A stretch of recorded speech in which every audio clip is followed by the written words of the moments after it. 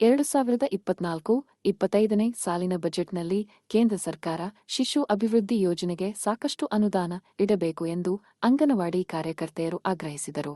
ಅಂಗನವಾಡಿಗಳನ್ನು ಬಲಪಡಿಸಲು ಮತ್ತು ಅಂಗನವಾಡಿ ಕಾರ್ಯಕರ್ತೆಯರು ಹಾಗೂ ಸಹಾಯಕಿಯರಿಗೆ ಶಾಸನಬದ್ಧ ಸೌಲಭ್ಯಗಳನ್ನು ಒದಗಿಸಬೇಕು ಎಂದು ಆಗ್ರಹಿಸಿ ಇಂಡಿ ನಗರದ ಹೃದಯ ಭಾಗದಲ್ಲಿರುವ ಮಿನಿ ವಿಧಾನಸೌಧ ಮುಂದೆ ನೂರಾರು ಅಂಗನವಾಡಿ ಕಾರ್ಯಕರ್ತೆಯರು ಹಾಗೂ ಸಹಾಯಕಿಯರು ಪ್ರತಿಭಟನೆ ಮಾಡಿದರು.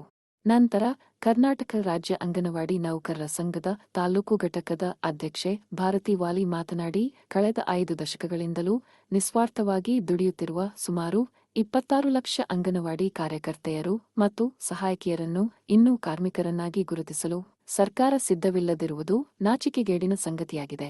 ಎಲ್ಲಾ ಅಂಗನವಾಡಿ ಕೇಂದ್ರಗಳಲ್ಲಿ ಮೂಲಭೂತ ಸೌಕರ್ಯಗಳನ್ನು ಒದಗಿಸಬೇಕು, ಅಂಗನವಾಡಿ ಕಾರ್ಯಕರ್ತೆಯರು ಮತ್ತು ಸಹಾಯಕಿಯರನ್ನು ಕಾಯಂ ಮಾಡಬೇಕು ಎಂದು ಹೇಳಿದರು. ಪ್ರತಿಭಟನೆ ನಿರತರ ಮನವಿ ಸ್ವೀಕರಿಸಬೇಕಾದ ಅಧಿಕಾರಿಗಳು ಬಾರದ ಕಾರಣ ಕೆಲಹೊತ್ತು ಕಾದು ಕುಳಿತರು. ನಂತರ ಪ್ರತಿಭಟನೆ ನಿರತರ ಸ್ಥಳಕ್ಕೆ ಆಗಮಿಸಿದ ಶಿರಸ್ತೇದಾರ ಎಸ್.ಆರ್. ಮುಜಗೊಂಡ ಮನವಿ ಪತ್ರ ಸ್ವೀಕರಿಸಿದರು.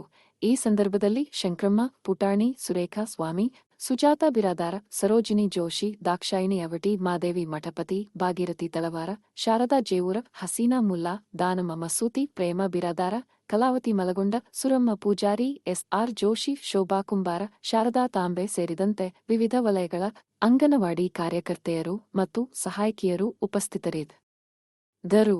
ಪ್ರಜಾ ಭಾರತ ನ್ಯೂಸ್ ಸದಾ ನಿಮ್ಮ ಸೇವೆಯಲ್ಲಿ. ಧನ್ಯವಾದಗಳು.